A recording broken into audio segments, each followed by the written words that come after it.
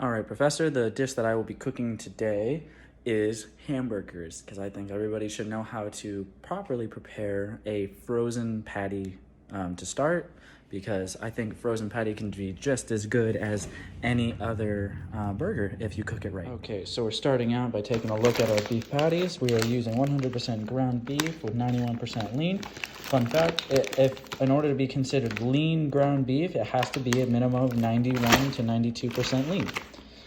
What we're going to be using today on our burger is going to be a tomato, slice of a tomato. We're going to be using some lettuce that we just washed, and this little spice mixture that I have put together. It is 2 parts Italian seasoning, 1 part cayenne pepper, and 2 parts salt and pepper mix. We have in this mixture we have kosher salt, black peppercorns, red peppercorns, and green peppercorns if I don't drop it.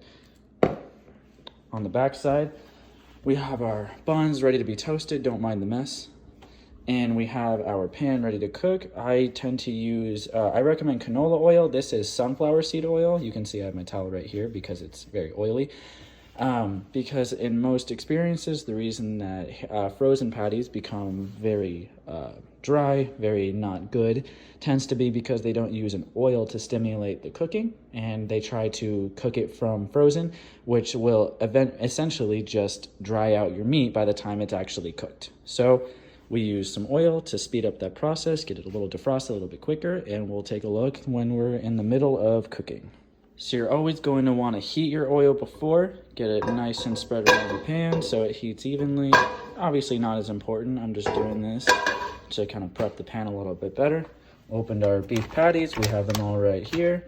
And now we are going to start this because these are going to take at least 10 to 15 minutes.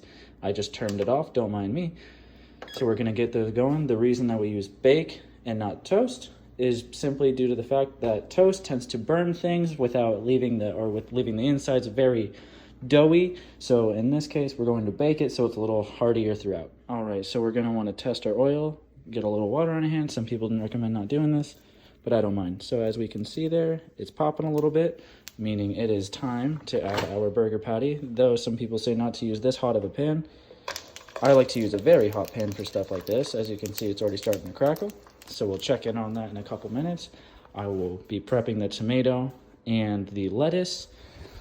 The final thing we'll add to our burger will be our tomato, our ketchup, and our mayonnaise. Alrighty, so we just recently cut our tomatoes. We recently cut our lettuce.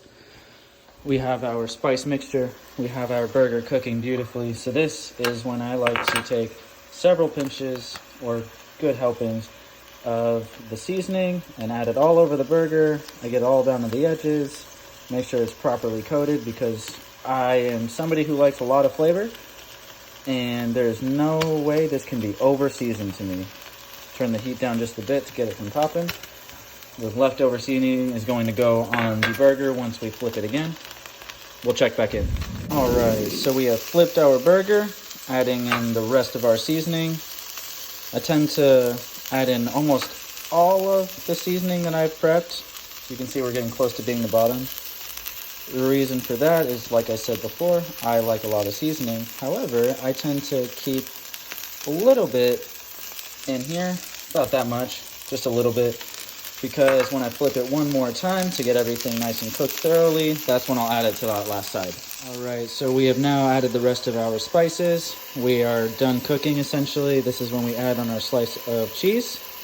Make sure that is nice and center. Now that'll melt down there. The heat is off. I also like to move it away from the original heat just because this tends to stay pretty hot. So we'll let that melt on there. Buns are done. I like a lot of lettuce and tomato, as you can tell.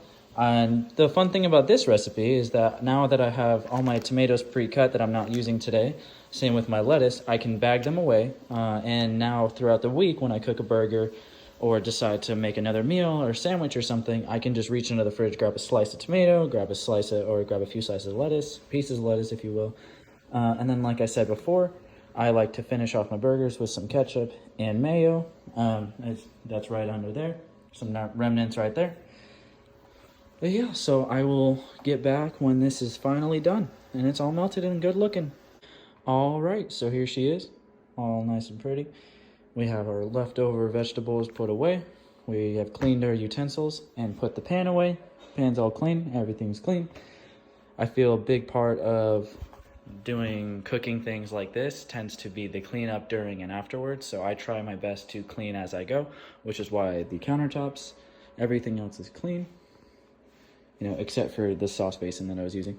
But yeah, we're all good. This has been how to make a good frozen patty.